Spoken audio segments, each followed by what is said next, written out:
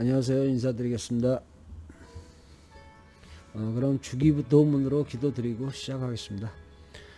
하늘에 계신 우리 아버지여, 이름이 거룩히 여김을 받으시오며 나라에 임하시오며 뜻이 하늘에서 이루어진 것 같이 땅에서도 이루어지리라. 오늘날 우리에게 일용할 양식을 주옵시고 우리가 우리에게 죄지은 자를 사하여 준 것 같이 우리의 죄를 사하여 주옵시고 우리를 시험에 들게 하지 마옵시며 다만 악에서 구하시옵소서. 나라와 권세와 영광이 아버지께 영원히 있사옵나이다. 아멘. 오늘은 다니엘 4장 19절부터 37절까지 읽고 느부갓네살 왕의 두 번째 꿈에 대하여 또 다니엘의 꿈의 해석에 대하여 우리가 알아야 할 하나님의 예정하신가 계시로 또 진리로 우리에게 보여주시고 하나님의 영광과 권능과 관용을 정죄하심을 권면하여 주의 뜻을 이해하고 깨달아야 합니다. 벨드사살이라 이름한 다니엘이 한동안 놀라며 마음으로 번민하는지라 왕이 그에게 말하여 이르기를 벨드사살아, 너는 이 꿈과 그 해석으로 말미암아 번민할 것이 아니니라. 벨드사살이 대답하여 이르되 내 주여, 그 꿈은 왕을 미워하는 자에게 응하며 그 해석은 왕이 대적에게 응하기를 원하나이다. 왕을 미워하는 자, 이 왕을 미워하는 자는 우리 주님이십니다. 주님이 바벨론 왕에게 하나님의 권능을 바벨론 쪽에 느부갓네살 왕이 하나님의 권능을 탐낸 거죠. 그러니까 하나님은 우리 주님은 용서를 안 하시, 그거에 대해서 미리 경고를 하시는 거죠, 꿈으로.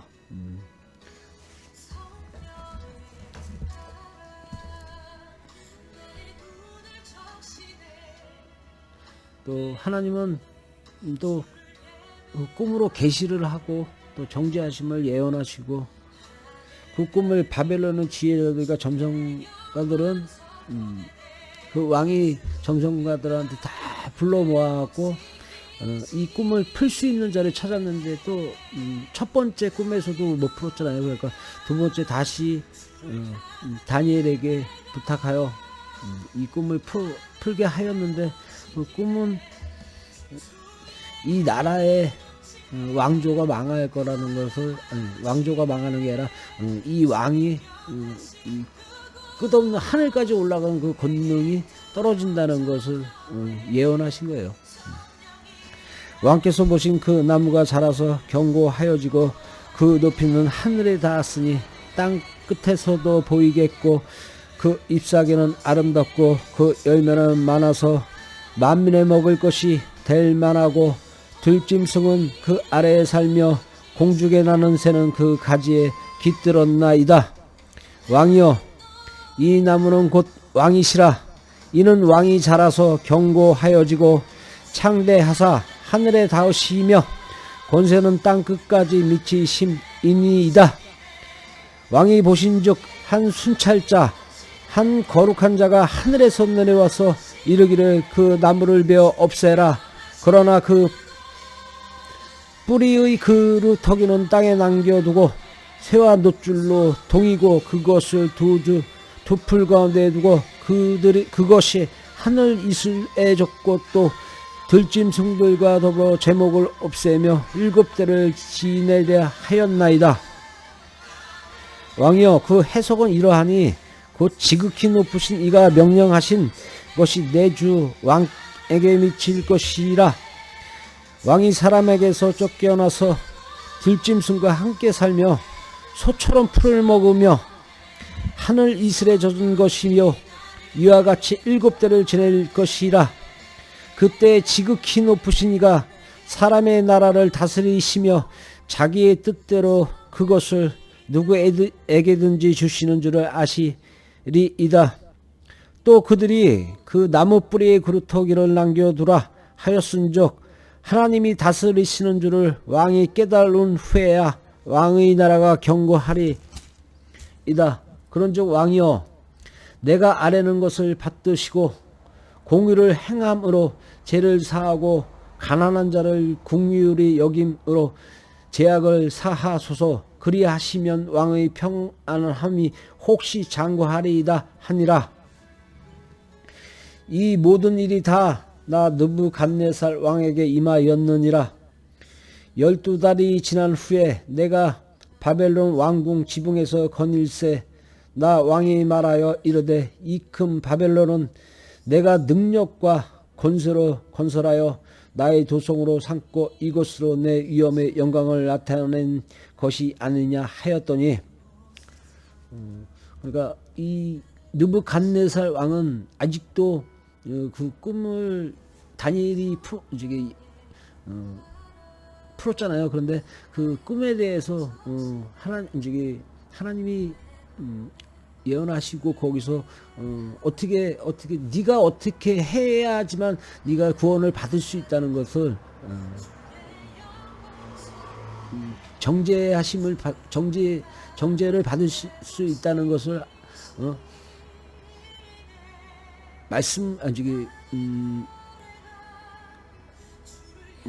얘기를 뭐라 그럴까 정죄하심을 미리 꿈으로서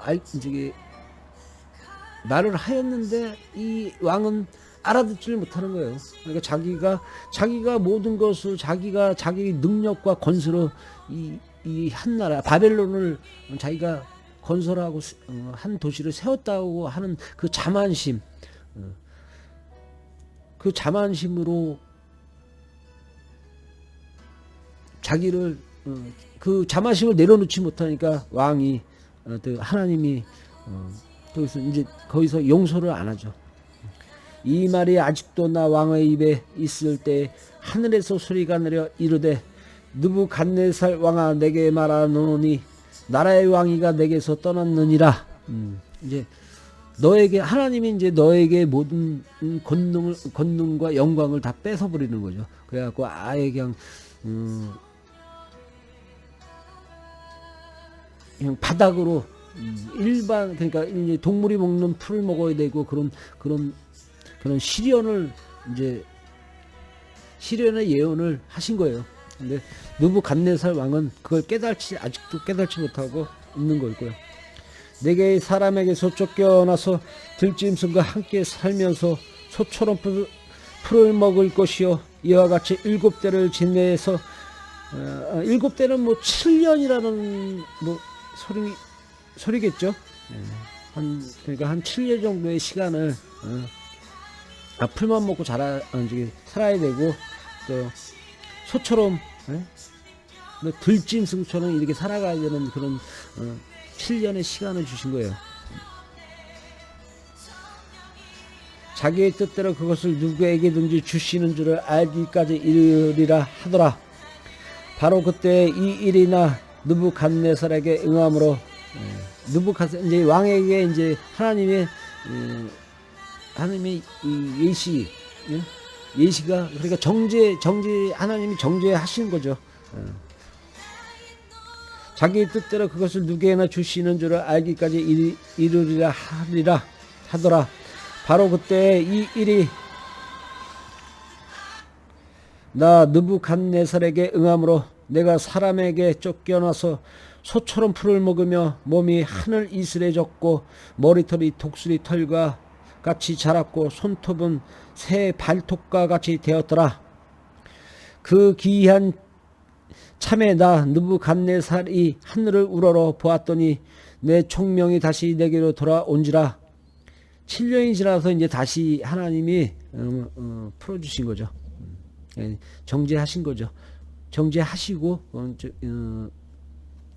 죄를 사하신 거죠. 이에 내가 영원히 높으신 이에게 감사하며 영생하시는 이를 찬양하고 경배하였나니 그 권세는 영원한 권세요 그 나라는 대대로 이르리로다. 땅의 모든 사람들을 없는 것 같이 여기무시며 하늘의 군대에게든지 땅의 사람에게든지 그는 자기 뜻대로 행하시나니 그의 손을 그마든지 혹시 이르기를 내가 무엇을 하느냐고 할 자가 아무도 없도다. 그때 내 총명이 내게로 돌아왔고 또 내 나라의 영광에 대하여도 내 위엄과 광명이 내게로 돌아왔고 또 나의 모사들과 관원들이 내게 찾아오니 내가 내 나라에서 다시 세움을 받고 또 지극한 위세가 내게 더하였느니라. 그러므로 지금 나 느부갓네살은 하늘의 왕을 찬양하며 칭송하며 경배하노니 그의 일이 다 진실하고 그의 행하심이 의로우심으로 교만하게 행하는 자를 그가 능히 낮추심이라. 네. 이제 느부갓네살 왕이 하나님의 말씀을 깨닫지 못하고 자기의 능력으로 자기가 왕국을 세웠다고 자신 있게 얘기했는데 하나님은 그거에 대해서 정죄를 하셨잖아요. 그러고 나서 한 7년 후에 다시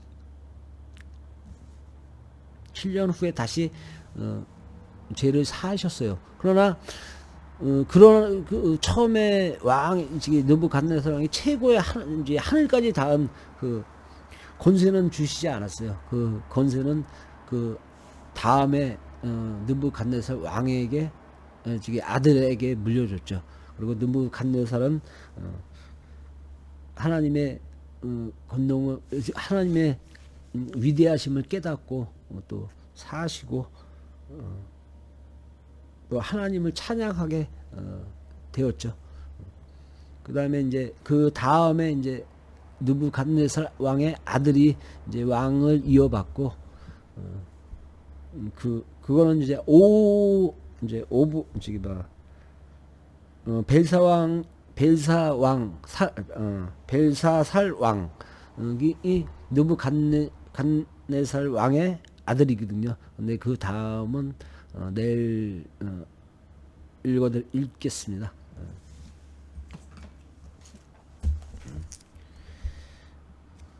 우리가 3장 24절 3장 24절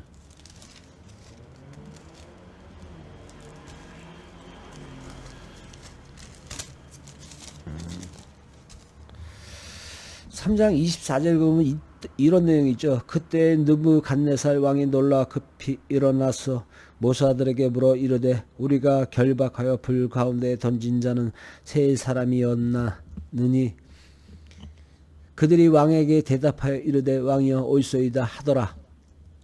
왕이 또 말하여 이르되 내가 보니 결박되지 아니한 네 사람이 불 가운데 다니는데 상하지도 아니하였고 그 넷째의 모습은 신들의 아들과 같도다 하고 여기서 불 속에 들어간 거는